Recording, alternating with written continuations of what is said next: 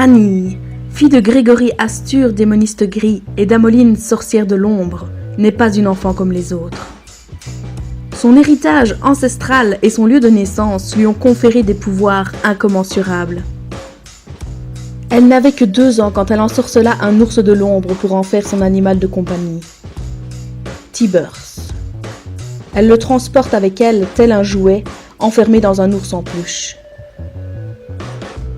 Pyromanie, désintégration, incinération, bouclier en fusion, sans oublier l'invocation meurtrière de Tibbers, font d'Annie un redoutable adversaire dans la Ligue des légendes. Tu veux jouer avec moi? Maintenant adolescente, imagine l'ampleur de ce qu'elle pourrait te faire subir si tu la contrariais. C'est toi qui me force à te faire mal.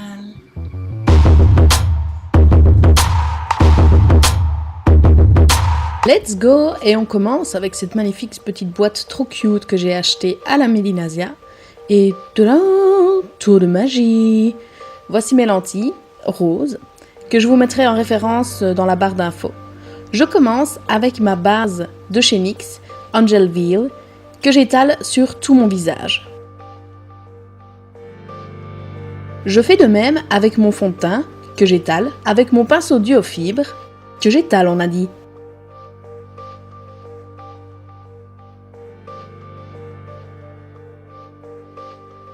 Je tapote avec le doigt pour que le ciment tienne bien. Et je rajoute de l'anti-cerne de chez NYX en teinte Alabaster que j'adore vraiment beaucoup. J'en dépose sur tous les endroits que j'ai envie d'éclairer davantage. Je n'en mets pas sur le front parce que j'aurai ma perruque qui va cacher l'ensemble du front.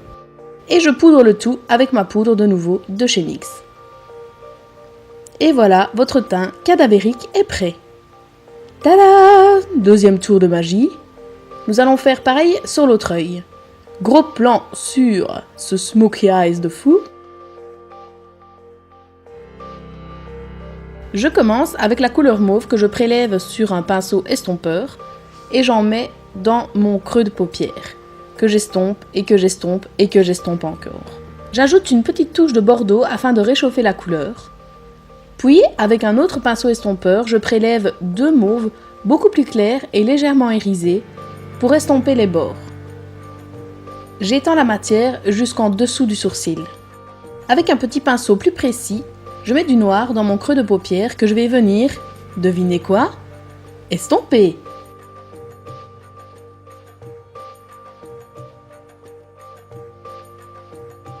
Je passe à ma base à paupières de chez NYX également que je tapote avec mon doigt sur toute ma paupière mobile afin de rendre mon noir beaucoup plus intense. Avec un pinceau plat, imbibé de noir, donc de fard à paupières noir bien évidemment, je tapote toute ma paupière mobile jusqu'à obtention de l'intensité désirée. Puis, avec mon pinceau estompeur, je reviens intensifier les couleurs désirées et j'estompe les bords. Est-ce que je vous ai dit de ne pas oublier d'estomper? Avec un petit pinceau précision, je mélange 2 highlighters de chez NYX pour illuminer mon dessous de sourcil. Et puis je reviens avec du mauve un peu plus foncé et du mauve un peu plus clair pour estomper de nouveau les bords.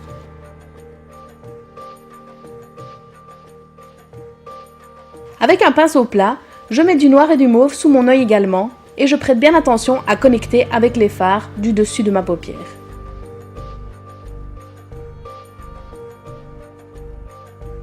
Je prends mon crayon noir waterproof de chez NYX et j'en mets dans la muqueuse interne supérieure et inférieure. Et avec un petit pinceau précision, je reprends les 2 highlighters pour illuminer mon coin interne.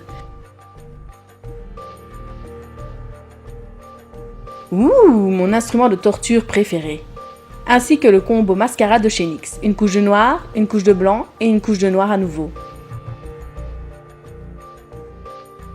On passe maintenant aux sourcils avec un fin pinceau biseauté ainsi que mon gel à sourcils NYX en teinte noire.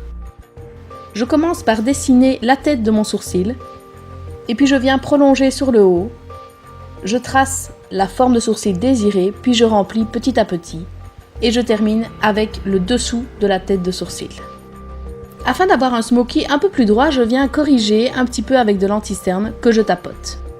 Je viens dessiner comme un petit carré entre le carré et le rond, on va dire, autour de mon bout du nez, afin de le faire ressortir Puis je viens illuminer le centre avec de l'highlighter. Je trace le contour de mon visage, c'est-à-dire que je ne réalise pas un contouring, je fais juste le contour. Et je mets une toute petite pointe de blush non irisé. Et voilà! Oh! Mais, attendez. Oh, j'ai oublié quelque chose! Mais bien sûr, mes vêtements. C'est parti!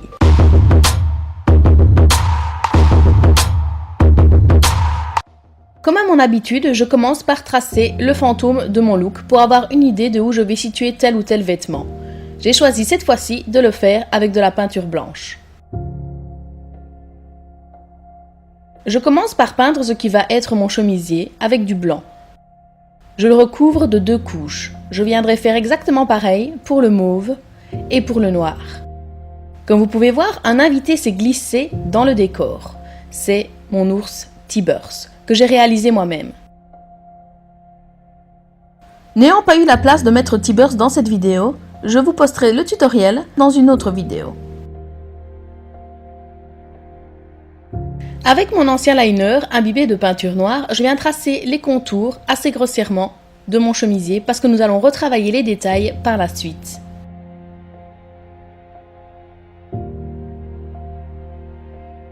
Tadam! Et oui, j'ai déjà réalisé les détails du chemisier sur le premier côté. Ça m'a pris 0 minutes, 0 secondes. Ou pas. Mais si seulement. Je profite de cette pause pour vous faire remarquer que j'ai peint également la bretelle d'Annie en vert et en rose, que je vais également ombrer hors caméra, mais c'est le même principe que les ombrages de tout le reste des vêtements. J'ai décidé de lui remplacer son sac à dos par un sac à main et de remplacer l'ourson par des boutons afin de lui donner un côté plus adolescente. Je prends de la peinture en crème gris cette fois sur un petit pinceau et je viens tracer les ombres de mon chemisier. Les froufrous qui sont plus renfoncés, je les fais donc en gris. Je fais de même pour le col, je retravaille un peu la pointe, que j'ombre par la suite. Je fais de même pour tout le reste du chemisier.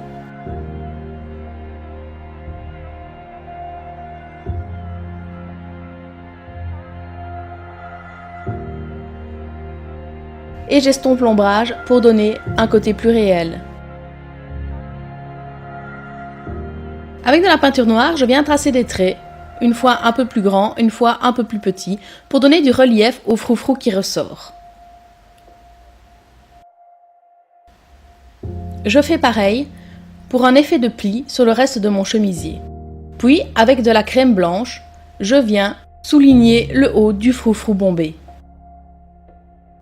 ainsi que des plis dans mon chemisier. Et j'ajoute du gris pour ombrer les plis.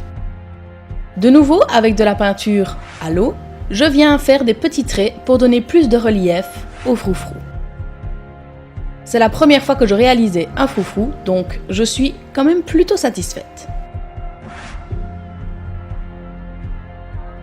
Je retravaille à nouveau un petit peu la pointe, ainsi que d'autres traits.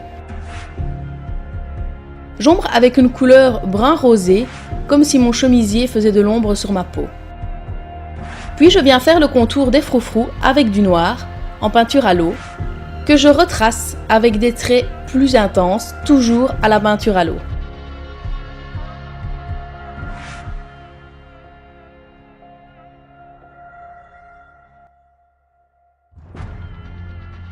Avec de la peinture en crème, je viens créer une ombre sur mon pull, pour donner l'impression que mon froufrou ressort par-dessus le petit pull. J'essaye de faire la ligne entre mon gilet et mon petit pull et vous allez voir que je galère quand même pas mal du tout. Mais on en viendra à bout. Avec de la peinture en crème blanche, je viens souligner les petits traits que j'ai faits sur mon pull afin de lui donner plus de relief. Avec de la peinture en crème mauve, de chez NYX d'ailleurs, je viens tapoter tout mon gilet pour qu'il ait un rendu plus homogène. Et oui, la main d'artiste, que voulez-vous? Je viens ombrer le gilet pour donner l'impression qu'il passe par-dessus le pull, avec de la peinture en crème. Je fais exactement pareil pour la bretelle de son sac.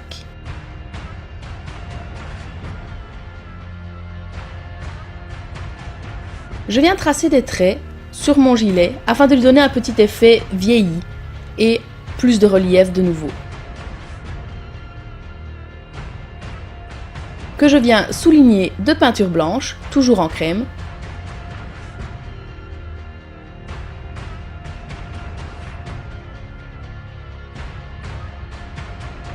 Avec du blanc et du mauve en crème mélangée, je viens créer des ombrages sur tout mon gilet.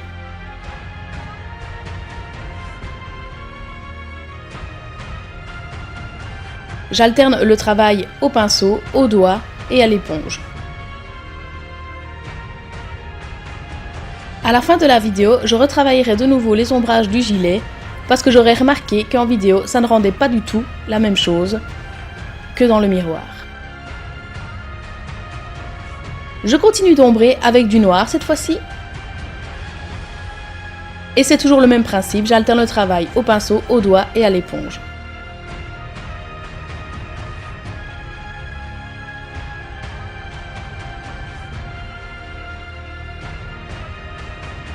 Je fais mes boutons avec de la peinture à l'eau, je trace une croix pour les fils et des points noirs pour les trous. Et voilà!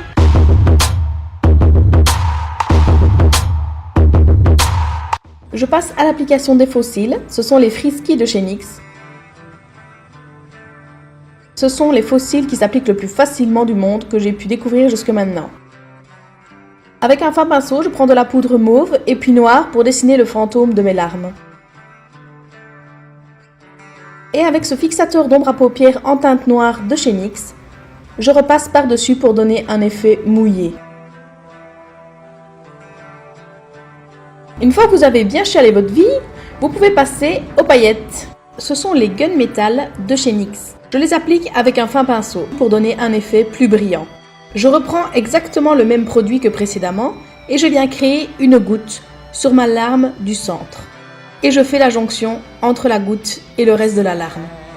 Une dernière petite touche avec le NYX Liquid Suede en teinte extraterrestre que j'aime énormément.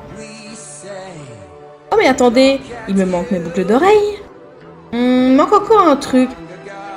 Ah, mais bien sûr, ma perruque.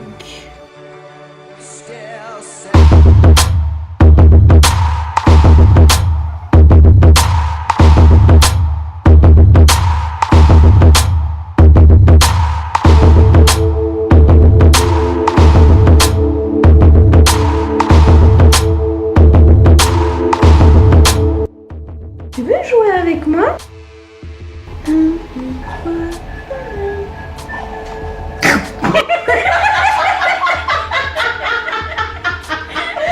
C'est toi qui me force à te faire mal.